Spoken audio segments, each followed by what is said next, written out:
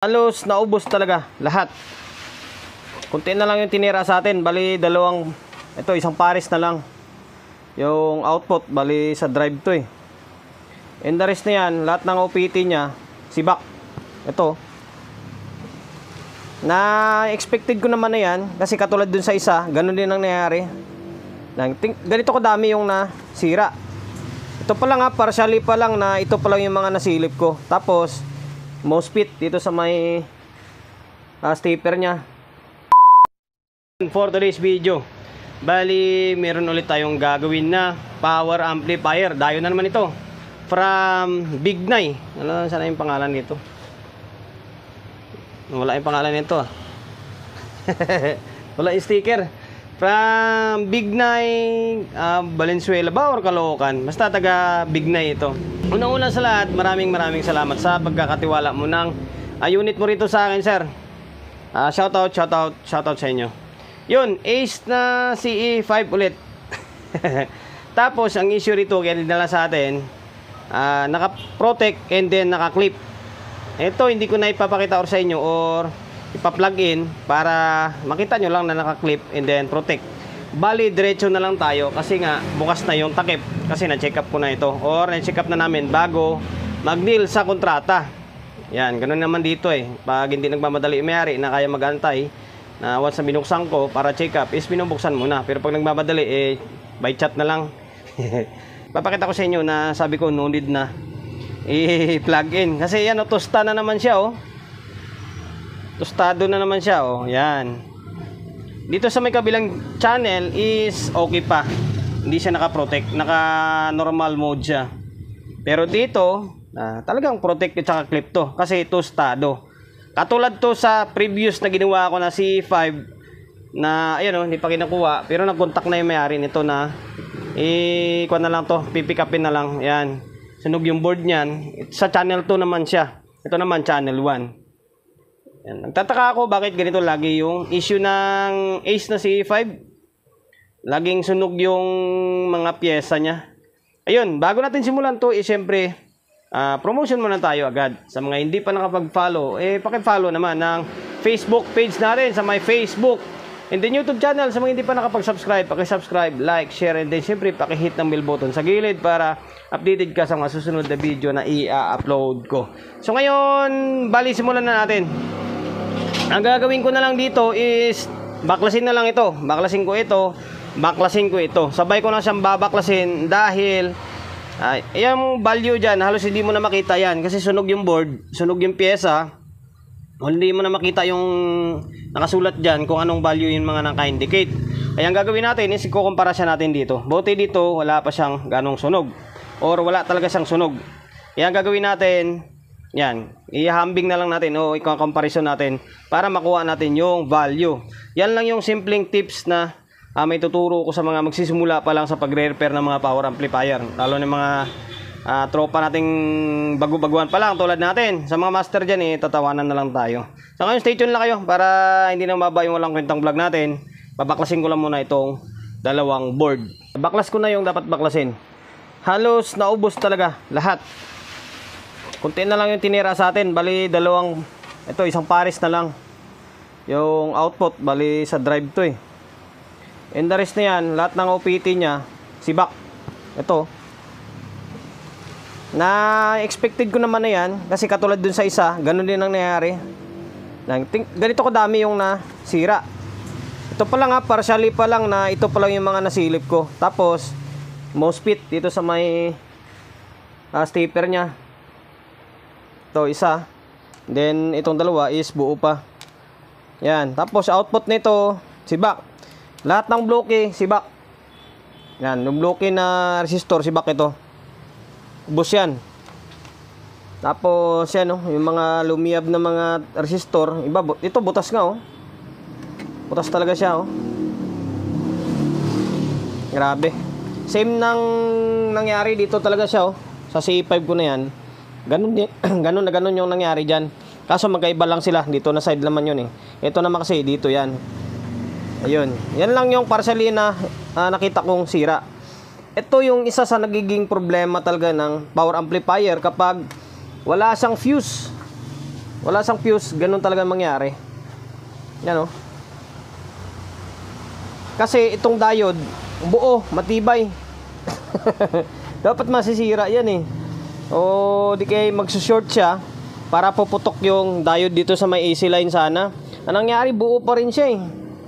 Kaya yung tatamaan is yung mga parts na mga hindi kayang sumalo ng todo. So ngayon, gagawin ko ito, bali babrashing ko lang muna ito, and then magpapalit ako ng mga transistor. Kahit di na muna natin lagyan ng output, yung mga importante na lang ng mga resistor ilalagay natin. Ayan. Hindi ko na papahabain yung video, isang pasadahan na lang, kasi kung ipaunti-unti ko pa ito, lalong matagal. Tingnan nyo yung labas oh, sobrang dilim na. 7:27 na ng gabi. Mula ko ng mag-alas 11 ng umaga. Ano oras na ngayon? Ngayon ko lang siya nadali. Dahil sa dami talaga ng sira. Tingnan nyo oh. Lahat ng mga nakatayo na yan, hindi yung ibang kulay. Yan ang mga pinapapalitan ko. Tapos nung huli, natagalan ako. Kaya sabi ko bakit hindi ko mahuli-huli. Dito, leak pala ito yung isa dito. Kasi hindi ko sabi na class pag check. Leak, sira. Ganyan. Ubos lahat ng transistor. Pambihira na yan. Yan. Silipin nyo na lang. Ang mga pinalitan natin, lahat ng 1K, pinalitan natin. Lahat ng 10 ohms, pinalitan natin. Mga 10 ohms na yan, pinalitan natin. Tapos, yung blue-kin na para sa may emitter nya, 0.33, 0.25, palit lahat yan. Tapos dito, yung 5 ohms, dito, palit din to.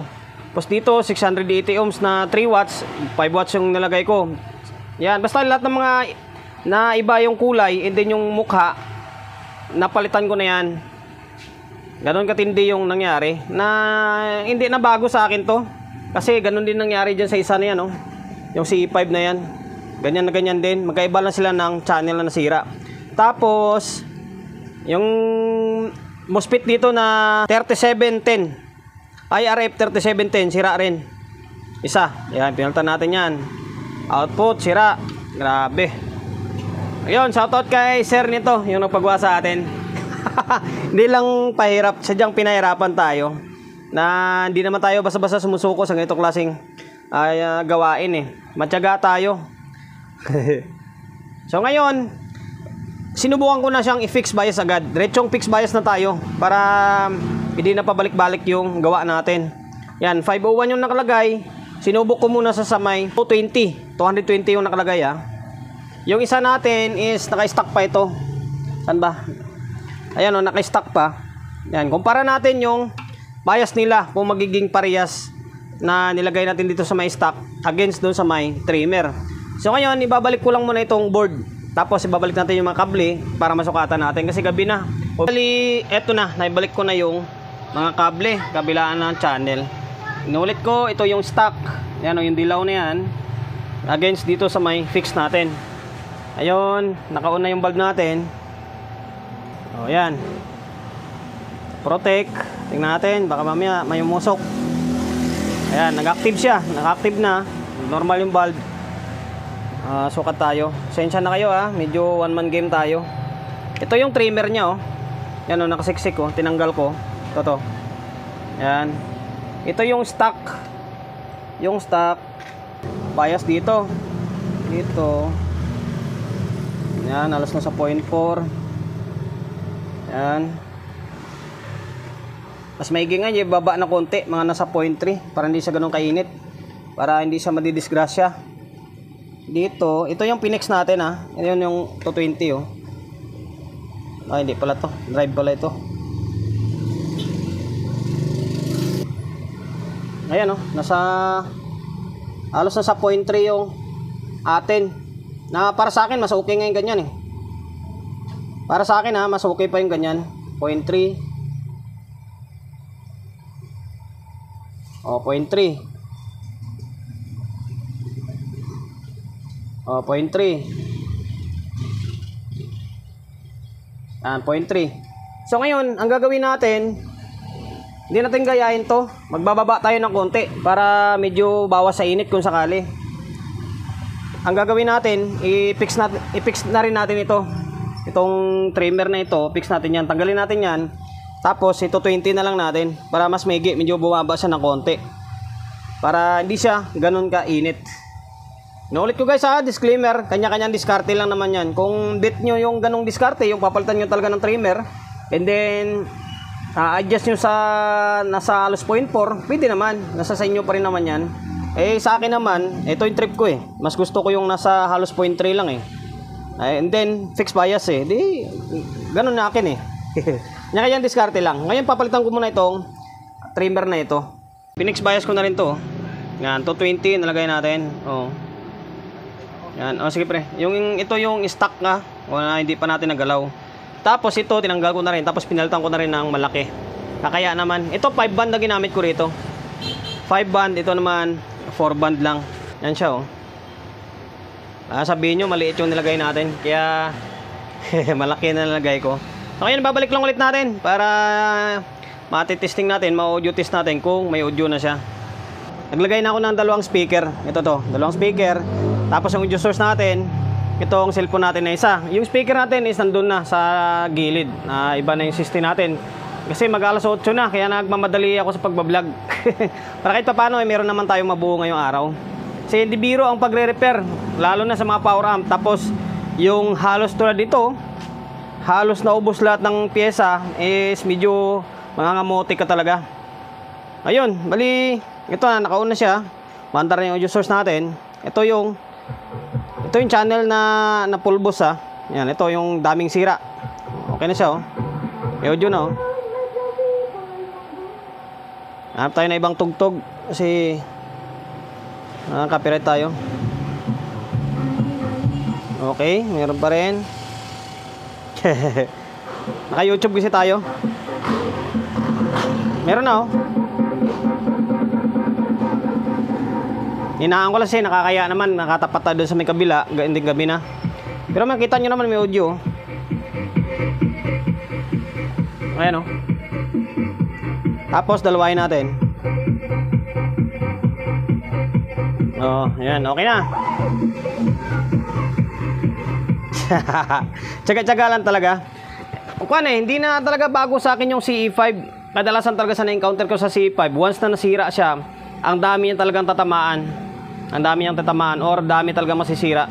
Tingnan nyo kung gaano kadami yung parts na nasira Transistor ubos. Hindi man ako nakapagbigay ideya sa inyo kung paano yung diskarte sa pagre-repair kasi nga sa dami ng sira, hindi na kailangan pa isa-isahin pa. Kumbaga, halos papalitan mo talaga lahat. Pag-check na lang yan, pa-check isa-isa na lang para malaman mo siya good or not. Ito, halos lahat Sa output pa lang, ubos talaga. Drive niya, sira din. Dito ako natagalan sa drive na yan sa 4793 and then 1837. Mayroon palang leak na isa. Pambihira na yan. Ngayon, okay na.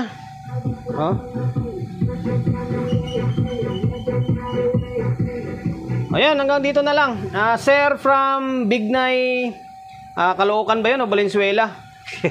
Sa bandang Novaliches is okay na yung case na CE5 mo. Medyo pinahirapan tayo ng slight lang, very light. Naabot lang naman tayo ng halos isang araw.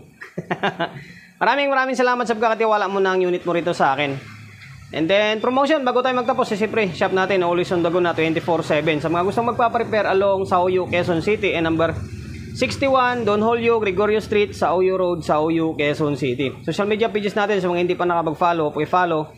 And then siyempre paki-share ng mga walang kwentang video natin sa my Facebook, YouTube channel. Sa mga hindi pa nakapag-subscribe, pag-subscribe, like, share, and then siyempre pakihit ang bell button sa gilid para updated ka sa mga susunod na video na i-upload ko.